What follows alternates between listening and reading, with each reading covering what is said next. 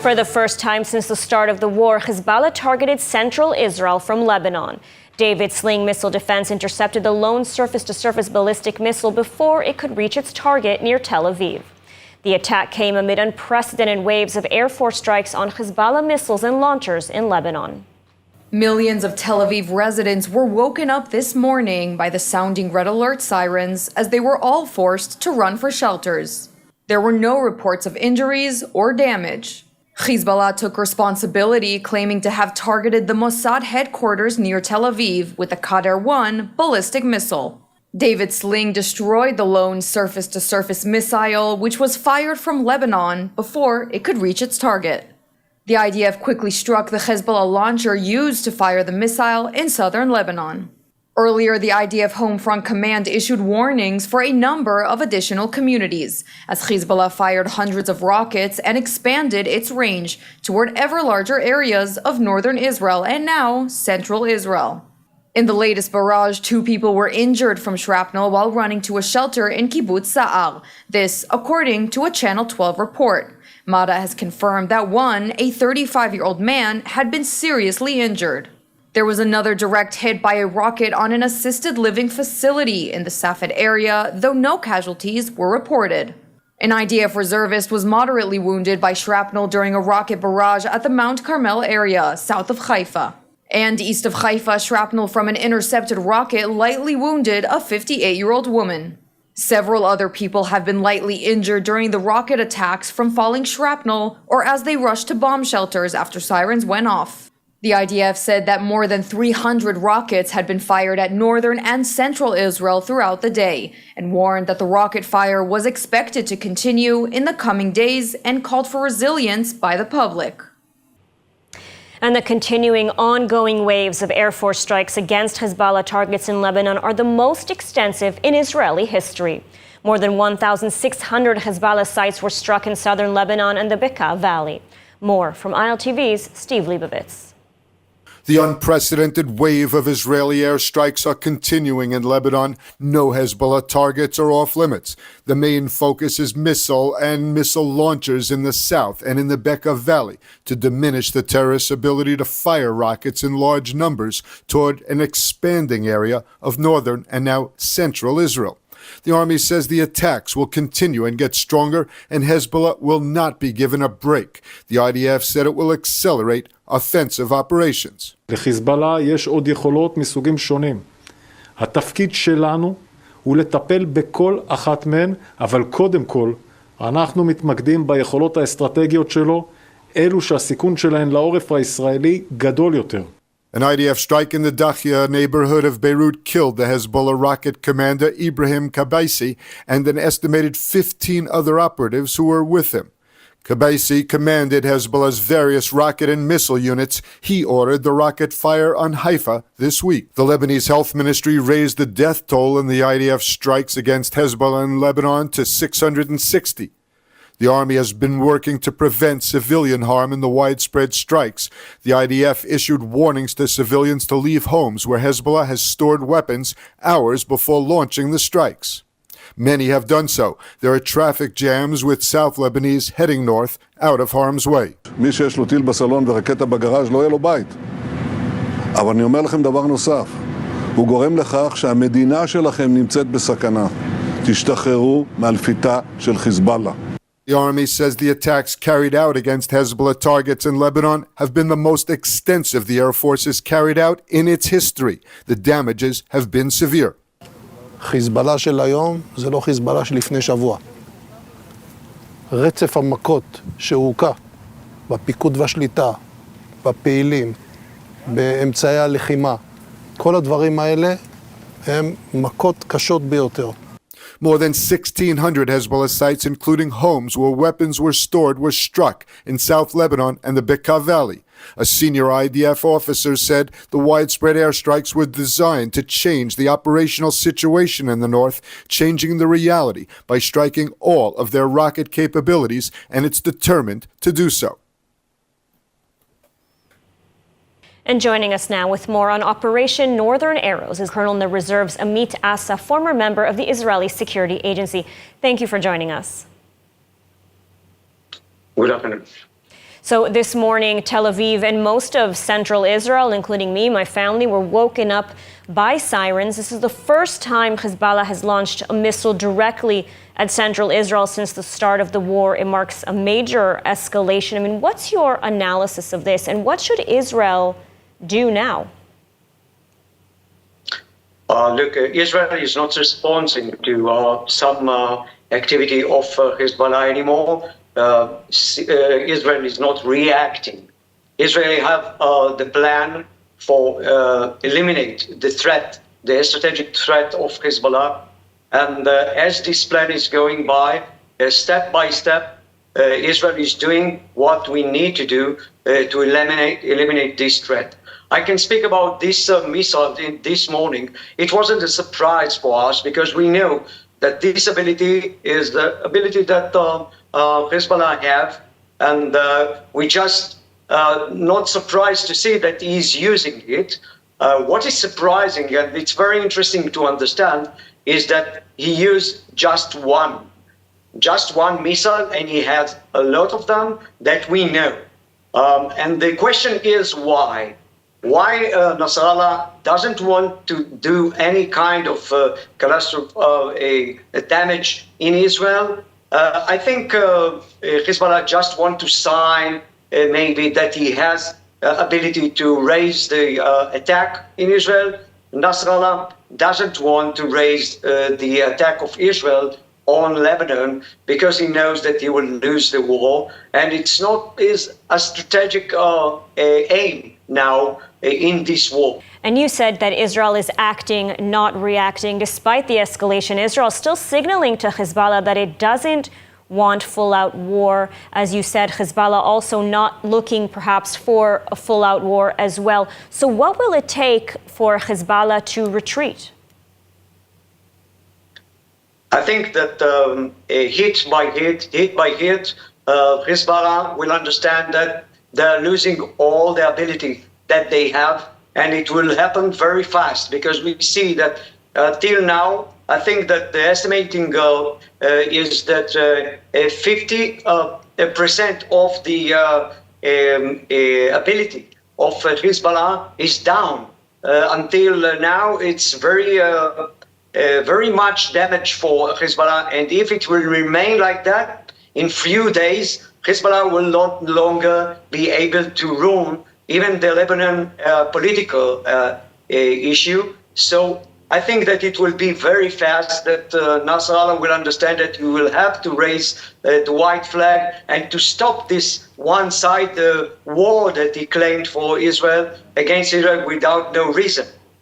Now, Israel has in the past 24 hours struck over 1,600 Hezbollah targets, and yesterday eliminated the head of Hezbollah's missile program. The IDF has taken out, I think, most of the senior commanders in the terror group. How has this affected their capabilities? Because, you know, we see they are still able to fire rockets. And who is making the decisions for the group today, now that their commanders have been largely eliminated? Yes, we understand that eliminating head of commanders is very important in the time of war.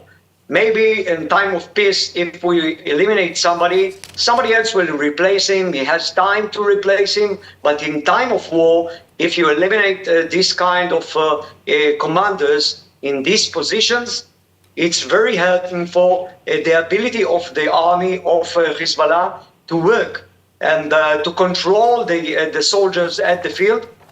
So that's what Israel is doing. And parallel for that, we have to eliminate the missiles' ballistic ability. And this is also, it's a lot of work because Hezbollah has thousands of them, and we're working step by step. And now you can hear now that Israel is also attempting to do some damage in that kind of ballistic areas, in populated areas, as Hezbollah is putting ballistic missiles on the houses, and Israel is calling to the civilian to evacuate. It's some kind of a joke, maybe, that we are saying to Hezbollah where we are going to hit, and it's not a surprise anymore, but this is a way of Israeli and Jewish to say to people, look, you have to go out. We want we don't want to damage and to hurt the Lebanese. We need to understand, Lebanese, you need to understand that we are fighting the Hezbollah, and fighting the Hezbollah meaning we are fighting also your enemy. Fighting Hezbollah and not the Lebanese. Lieutenant Colonel in the Reserves, Amit Asa, thank you so much for your analysis today. Thank you very much. Nearly a year has passed since the tragic events of October 7th, yet the pain endures. We invite you to register for our virtual memorial event with Israel Bonds on October 7th at 12 p.m. Eastern Time or 9 a.m. Pacific Time, where we will remember the innocent lives lost and honor the resilience of our people. This event is free and open to all. Click on the QR code on the side of the screen to register. And after months of quiet, residents of Tel Aviv were woken up this morning by sirens sounding across the city as Hezbollah launched a ballistic missile. ILTV's Ariella Lechiani went out into Tel Aviv to speak to some people and see how they're feeling. Were they surprised? Are they nervous? Let's take a look. Were you surprised that you heard sirens this morning in Tel Aviv? Yes, I woke up from this, so it's really not a pleasant wake-up call, you know. Well, to be honest, I didn't really expect that. Surprised. Well, I was prepared, so I prepared a bag just in case, and well, it happened. No, actually, we weren't too surprised. We've been waiting for them in Tel Aviv for the past week or so since we've been here. Honestly, a bit surprised, yeah. You were expecting it. It's in the back of the head, but yeah, I was a bit surprised. And did you feel scared that it was in Tel Aviv? No, I mean, we're lucky. We have Mamad. We heard a siren. We had Azakot on the phone, so it was fine. We just went into the Namad, and it was over in, a minute or so. Honestly, I totally trust the IDF. No, but I just didn't. It's like, you know, it's gonna happen. Probably you just don't think. You try not to think about it all the time. Then it happened, and you just, you know what to do. But yeah, it's not a surprise, but it's still not nice, you know. Prepared, surprised, but incredibly resilient. And moving on, the United Nations General Assembly opened yesterday and is set to continue through the end of the week. On the first day, Israel's wars in Gaza and against Hezbollah took center stage. More from ILTV's editor-in-chief, Maayan Hoffman. The United Nations General Assembly opened Tuesday with its usual stream of anti-Israel rhetoric. U.S. President Joe Biden delivered his final address to world leaders, urging calm as the nearly year-long war between Israel and Hamas in Gaza risks spreading to Lebanon. He emphasized that a diplomatic solution with Hezbollah is still possible despite the rising tensions. Full-scale war is not in anyone's interest. Even if the situation has escalated, a diplomatic solution is still possible. In response to Biden's remarks, Lebanese Foreign Minister Abdallah Abu Habib expressed disappointment that the comments appeared weak. However, he remained hopeful that the U.S. could still step in to mediate a resolution. It was not strong, it is not promising, and it would not solve the Lebanese problem. Biden was met with a round of applause when he called on Israel and Hamas to finalize the terms of a Gaza ceasefire and hostage release deal put forward by the U.S., Qatar, and Egypt. Biden also said that progress towards peace in the Middle East would put the world in a stronger position to deal with the ongoing threat posed by Iran. Together we must deny oxygen to its terrorist proxies, which have called for more October 7th and ensure that Iran will never, ever obtain a nuclear weapon. Lashing back at Biden, Iranian President Masoud Pezeshkian calls on the international community to put an end to what he called the desperate barbarism of Israel in Lebanon before it engulfs the region. Others, such as Qatar's Emir Tamim bin Hamad Al Thani and U.S. Secretary General Antonio Guterres, also condemned the war. Thani called the conflict a scandal. Guterres said Lebanon is at the brink. Perhaps the most extreme statement came from Turkish President Erdogan, who compared Prime Minister Benjamin Netanyahu to Adolf Hitler.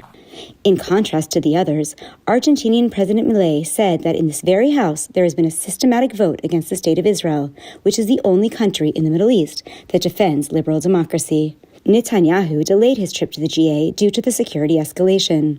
His office said the PM would now leave for New York on Thursday evening and return on Saturday night. There are real and specific threats by the Islamic Republic of Iran against former United States President Donald Trump.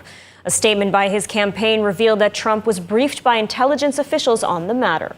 More in the following report.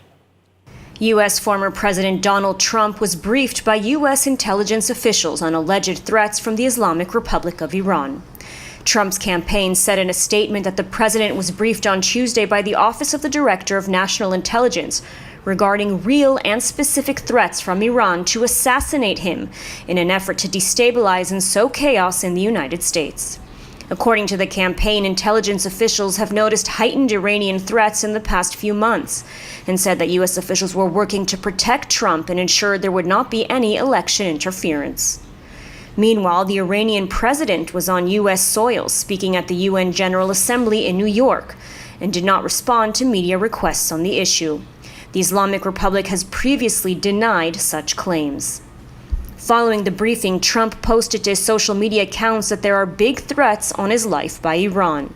He said moves were already made by Iran that didn't work out, but they will try again. The former president said he was surrounded by more men, guns, and weapons than he has ever seen before and thanked Congress for a show of bipartisan solidarity in unanimously approving more money to the Secret Service. He added an attack on a former president is a death wish for the attacker. Since the start of the election cycle, Donald Trump has survived not one, but 2 assassination attempts on his life. And Israel is known as the startup nation with the highest number of startups per capita. In 2023, despite economic challenges, private funding in Israeli tech reached nearly $10 billion, with $7.9 billion in disclosed funding, showing stability despite fewer rounds. Amid political tensions, the war against Hamas and Hezbollah, and global economic contraction, Israel's startup ecosystem faces challenges. However, Israeli tech companies continue to display agility and creativity, with some thriving, despite setbacks. In times of crisis, the venture capital market often seizes investment opportunities, and various sectors in Israel's startup scene are growing. Joining us today to help us understand where the savvy investor should be focusing on is Mor Assia, founding partner of iAngels, experts and leaders in the private startup investment sector. Mor, thank you so much for joining us. Thank you for having me. Okay, so I want to ask you, how has the post-October 7th war affected the startup ecosystem in Israel? And what are some of the challenges that the ecosystem faces today? Well, it's a great question. First, we have to remember that there are actually a lot of very significant and interesting deals happening since October. Wiz raised $1 billion, a $12 billion valuation, before declining an acquisition offer of $23 billion. NVIDIA acquired 2 companies amounting to approximately $1 billion. Palo Alto Networks did the same, also acquired 2 companies that amounting also to approximately $1 billion. iAngel's portfolio companies alone since October have raised in the aggregate of over $100 million. So there are actually interesting activities happening, and all these deals were negotiated and executed after the beginning of the war, which is, very optimistic and positive.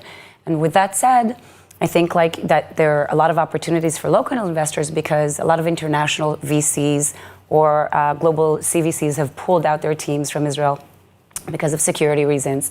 And I think that VCs such as iAngels and VCs who have actually dry powder and are actively looking for opportunities and investments have a real proprietary access to very unique investment opportunities at attractive terms. So, iAngels has over 26 exits under its belt and has onboarded over 100 portfolio companies. You partner with some of the highest caliber entrepreneurs in the nation. What are you seeing today as sort of the most exciting sectors for investment? So I think these days, again, we have to remember that Israelis, we always innovate for other markets. So the market is never here. We're always looking to solve big world problems not in Israel. So we're less dependent actually on Israel's economy to build the startup from the ground up. We're more looking outward to onboard new customers.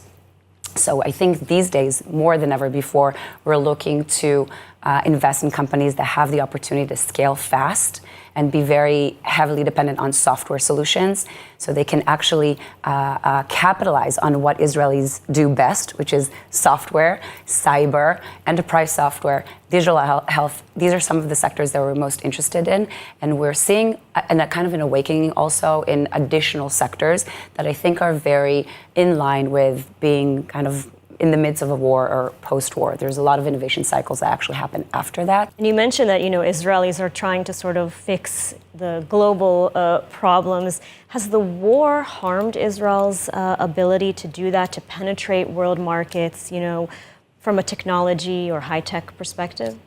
So it's a good question. I mean, it's amongst all of our portfolio companies, we have not experienced any kind of lack or loss of business because we're Israelis or because of the war. And we have actually heard many times on the contrary, huge amounts of support. We feel you, we know you, we've been in this process, we've been in business for so many years. This is really terrible and we're here to help. People might not realize, but investing in Israeli tech is really supporting all the sector of Israel, because Israeli tech generates over 30% of the tax revenue in Israel. And those taxes go directly into health, infrastructure, education, defense. So essentially, it's not just being an altruistic investment, but being something that has kind of opportunity for outsized performance as well, with the notion of how can we get more involved? How can we help Israel? How can we not only support the economy, but build something for the future and support Israel's strong day after? I think what we've been seeing in the last year, which is really unbelievable that it's almost a year, is that high tech in Israel always delivers. We always deliver. We're meeting KPI, although many of the companies might have up to 30% of their workforce called to reserve duty or be elsewhere or be in a kind of different distress situations. So I think this is definitely a sign of hope and a sign of very good future for the high-tech ecosystem that will continue to push forward and make sure that Israel's economy stays strong. Absolutely. Mo, thank you so much for joining us today. Thank you for having me. And now in other news, Americans for Ben-Gurion University held a special event earlier this week featuring the popular Jewish rapper Matisyahu. A4BGU has been an instrumental part in the rebuilding and recovery efforts in the South. Around 350 Jewish and pro-Israel supporters turned out for American for Ben-Gurion University's inaugural New York benefit, featuring American Jewish singer Matisyahu and honoring outgoing board chair Gary DeBode. Since October 7th, it's really important that people come together. The Jews worldwide need to come together in support of our brothers and sisters in Israel. Americans for Ben-Gurion University is one of the organizations that supports the resilience of Israelis and has helped building to get everybody back on track. The event raised $1 million, which A4BGU CEO Doug Sesserman said will go to the rebuilding and recovery of the South, with BGU leading the way as the Negev's anchor institution and engine for growth. On Sunday night, Matisyahu featured Ascent after his first song, Jerusalem, Out of the Darkness Comes Light, released in 2006. Along with his guitarist, he played some extended tunes before concluding with One Day and a plea to free the hostages. Sagot Winery, where passion meets tradition. Nestled in the heart of Binyamin, our vineyards yield exquisite wines crafted with generations of expertise. And now, let's take a look at the weather forecast. Mostly clear skies are expected tonight throughout the country, with temperatures expected to continue dropping, reaching lows of 21 degrees Celsius or 70 degrees Fahrenheit.